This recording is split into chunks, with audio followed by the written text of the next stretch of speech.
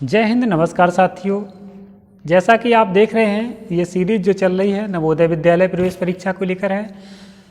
तो आइए इस परीक्षा में हम लोग लाभ और हानि चैप्टर से पहला क्वेश्चन देखेंगे। इससे पहले कुछ बेसिक सी जानकारियां हमें होना चाहिए।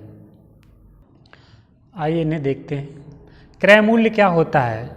जिस मूल्य पर वस्तु खरीदी जाए उसे हम लोग क्रय मूल्य कहते हैं। विक्रय मूल्य क्या होता है? जिस मूल्य पर वस्तु बेची जाती है।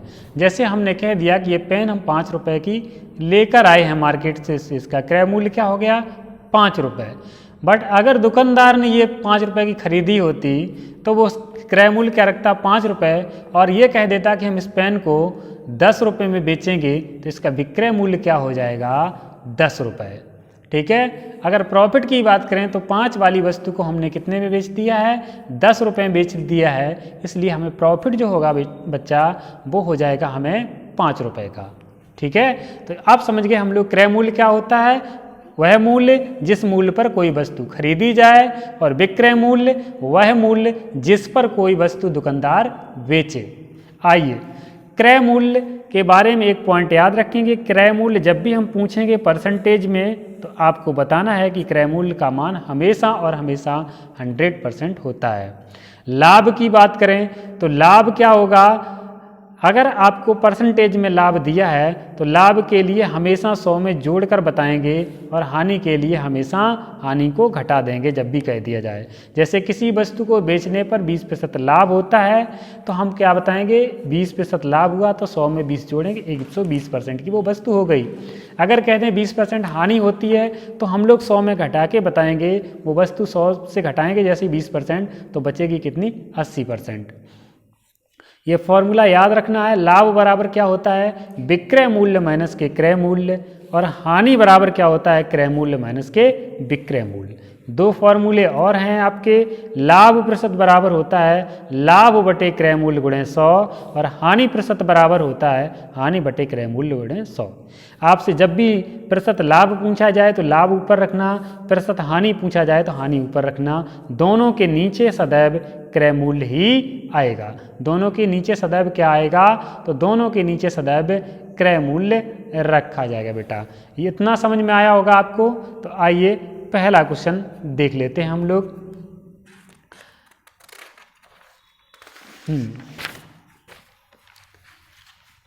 तो पहला क्वेश्चन आपकी बुक से है, आप सामने देख पा रहे होंगे। वो कह रहा है किसी 80 रुपए की वस्तु को 100 रुपए में बेच दिया, बेचने पर प्रतिशत लाभ। अब देखिए पहले क्वेश्चन में वो कह रहा है किसी 80 रुपए की वस्तु को, यानी कि वस्तु है कितने की? तो 80 रुपए की, यानी कि क्रय मूल्य उसका क्या है? 80 रुपए है। अब उसे कितने में बेच दिया जाता है? 100 रुपये में बेच दिया जाता है, यानी कि बेचा जाता है, सेल किया जाता है। तो विक्रय मूल्य हो गया विक्रय मूल्य। विक्रय मूल्य कितना हो गया? 100 रुपया। कितना हो गया? 100 रुपये।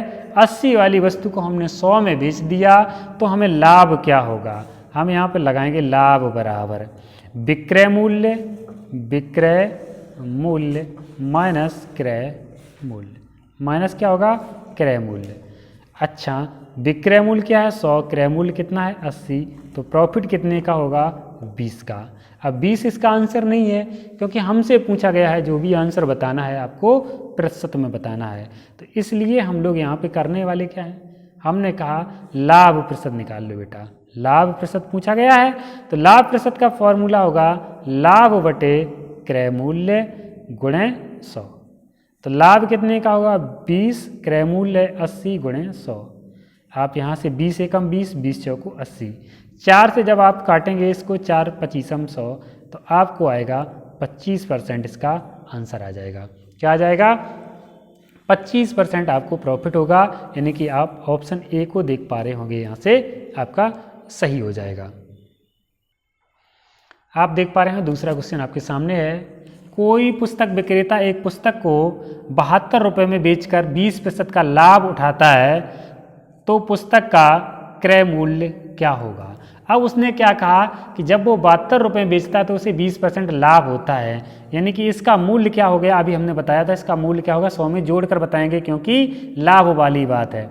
तो 100 तो उसका मूल्य था ही, उसने 20% लाभ कमाया, यानी कि टोटल वस्तु होगी कितने की, 120 की, 120% की। तो वो कह रहे हैं जब कोई पुस्तक विक्रेता एक पुस्तक को 72 रुपये में बेचता है तो उससे 20% लाभ होता है, तो 72 रुपये, 72 रुपये में बेचने पर क्या होता है, 20% प्रॉफिट, यानी कि 120 की हो गई। अब आपसे पूछा गया है कि पुस्तक का क्रय मूल्य क्या होगा, तो क्रय मूल्य कितना होता है, 100%, यानी कि आपको आंसर निकालना है कितने का, 100% का मान निकालना, 120 की वैल्यू आपको दी गई है। तो आप यहाँ से जाएंगे 1% का मान निकालेंगे, आपका आ जाएगा 72/120 आ जाएगा। आप काटना चाहें तो काट सकते हैं, 12 छंग 72, 12 धाई 120, 6/10 कितना आ जाएगा, 6/10। 1% की वैल्यू जो है वो 6/10 के इक्वल है, तो 100% की वैल्यू कितनी होगी, आप गुणा कर देना, 6/10 गुणे 100, आराम से निकल आएगी। 0 से 0 फोड़ दिया आपने, 10 छक्का 60, इसका करेक्ट आंसर क्या हो जाएगा, 60। अब आप ऑप्शन में देखेंगे तो बी ऑप्शन यहाँ पे करेक्ट होता है। नेक्स्ट क्वेश्चन आपके सामने है साथियों, आप देख पाएंगे तीसरा क्वेश्चन यहाँ पर आपके सामने है। किसी वस्तु को 69 रुपया 6 पैसा या फिर 60 पैसा बोल सकते हैं, किसी वस्तु को 69.60 में बेचने पर 25% की हानि होती है, वस्तु का क्रय मूल्य। अब देखिए, जब हम वस्तु को 69.60 में बेचते हैं तो हमारे साथ घटना क्या होती है, 20% की हमें हानि हो जाती है। क्या हो जाता है, 20% की हानि हो जाती है। इसका मतलब है कि हम इसको 100 से घटा के लिखेंगे, तो 25 को जब 100 से घटाएंगे तो बचेगा 75, कितना बचेगा, 75। 75% की वैल्यू है 6960, ठीक है। और हमसे पूछा गया है क्रय मूल्य, इसलिए क्रय मूल्य निकालने के लिए हम 100% की वैल्यू निकालेंगे, यही तो निकालेंगे बेटा। तो आप 1% की वैल्यू यहाँ पे लिख लो। तो 1% की वैल्यू क्या आएगी, 6960 डिवाइडेड बाई 75, इतना निकल आया 1% का मान। अब हमें 100% का मान चाहिए, क्योंकि यही आपका क्रय मूल्य होगा। क्रय मूल्य हमेशा 100% होगा। कितना होता है, 100%। तो 100% के मान निकालने के लिए 1% का मान आपको दिया है 69.60 डिवाइडेड बाई 75। अब 100% का निकालने के लिए 100 से आप यहाँ पे गुणा कर देंगे, 25 तिया 75, 25 चौको 100, तो आपका कितना आएगा, 69.60 डिवाइडेड बाई 3 गुणे 4। अब आइए काटते हैं इसको, 3 दूनी 6, 3 त्रिका 9, 3 दूनी 6, 0, तो कितना आया 23.20, 23.20 मल्टीप्लाई 4 से करेंगे, यानी कि गुणा 4 से कर देंगे। 0 का 4 में करेंगे, 0, 4 दूनी 8, 4 तिया 12 की 2, हासिल लगी 1, 4 दूनी 8, एक हासिल वाली 9, यानी कि आएगा 92.80, यानी कि ए ऑप्शन आपका करेक्ट हो जाएगा। आप बुक में देख सकते हैं कितना आ जाएगा, ए ऑप्शन यहाँ पे करेक्ट होता है, आपको दिखाई दे रहा होगा इसका। अगला साथियों क्वेश्चन हम लोग देखेंगे, बहुत ही प्यारा question, question number 4। Question number 4 देखेंगे, थोड़ा आगे कर लेते हैं, दिखाई तो दे ही रहा होगा आपको। क्वेश्चन नंबर 4 को देखिए बेटा। क्वेश्चन नंबर 4 में क्या कह रहा है, किसी वस्तु को 48 रुपये में बेचने पर 20% की हानि होती है, इस वस्तु पर 20% लाभ कमाने के लिए विक्रय मूल्य। बेटा जब वस्तु को हम लोग 48 में बेचते हैं तो घटना होती क्या है, हमें 20% की हानि हो जाती है, यानी कि हमें कितने मिलते होंगे, 100 से घटा के बता दो, माइनस के 20%, तो बचते होंगे 80%। 80% की वैल्यू कितनी है, 48। अब वो हमसे पूछ क्या रहा है, हमसे पूछा जा रहा है कि हमें 20% लाभ कमाने के लिए वस्तु का विक्रय मूल्य क्या रखना होगा, यानी कि 20% लाभ है तो 100 में जोड़कर बताएंगे 20, तो 120% की वैल्यू वो हमसे पूछ रहा है। और वो कह रहा है 48 में बेचने पर होता क्या है, तो 20% की हानि होती है, इसलिए बच्चा हम 20% घटा के बताएंगे ये 80% का मान है। कोई दिक्कत। अब आप बताइए 80% का मान कितना है, 48, तो 1% का मान क्या होगा, 48 बटे बच्चा 8, 0, 8 छंग 48, 8 धाई 80, 6/10। अब आपको निकालने कितने की वैल्यू है, 120% की। 1% की वैल्यू आपने यहाँ से निकाल ली है, इसलिए 6/10 10 गुणे 120, 0 से 0 कट जाएंगे, 12 छंग 72, 12 छंग 72 रुपये। ठीक है, तो इस वस्तु का मूल्य क्या होगा आपका, हो जाएगा 72, 72, डी ऑप्शन करेक्ट यहाँ पे हो जाएगा। इसमें कोई दिक्कत, आप कहेंगे हमें कोई दिक्कत नहीं है। अगला प्यारे साथियों क्वेश्चन नंबर 5 आपके सामने है, आप बखूबी देख पा रहे होंगे इसको। कह रहे हैं एक घड़ी साज ने एक पुरानी घड़ी को 87 रुपये में खरीदी, उसने इसकी मरम्मत पर 10 रुपये लगाए और फिर इसे 105 रुपये में बेच दिया, तो उसका प्राप्त लाभ या हानि। अब हमें लाभ होगा या फिर हानि वो निकालनी है। तो घड़ी कितने की खरीदी, वो खरीदी 87 रुपये 87 की और 10 रुपये इसकी मरम्मत पर लगाए। तो घड़ी का कुल मूल्य क्या हुआ बेटा, ये निकाल लो। मरम्मत वाले सदैव पैसे जोड़ दिए जाते हैं, तो घड़ी का मूल्य क्या हो जाएगा, का मूल्य, घड़ी का वास्तविक मूल्य हो जाएगा 87 प्लस के 10, यह हो जाएंगे 97 रुपया। कितना हो जाएगा, 97। आपने गांव में सुना होगा, कभी कोई भैंस लेके आता है तो वो कह देता है कि हम इस भैंस को 50,000 की लेकर आए, 1000 रुपये हमारे जो हैं वो उसमें चले गए खाने खर्चे में, तो कुल मिलाकर हमें 51,000 की भैंस ये पड़ी है। तो उसी प्रकार की सोच लीजिए कि 87 की वो लेके आया, 10 रुपये उसने उसकी मरम्मत पर लगा दिए, उसने 95 रुपये में घड़ी तैयार कर ली। अब वो बेच कितने में रहा है, तो बेच रहा है, उसका विक्रय मूल्य क्या है, विक्रय मूल्य, विक्रय मूल्य क्या है, 105 रुपये की वो घड़ी को बेच दे रहा है, सेल कर दे रहा है, इसलिए उसे लाभ कितने का होगा।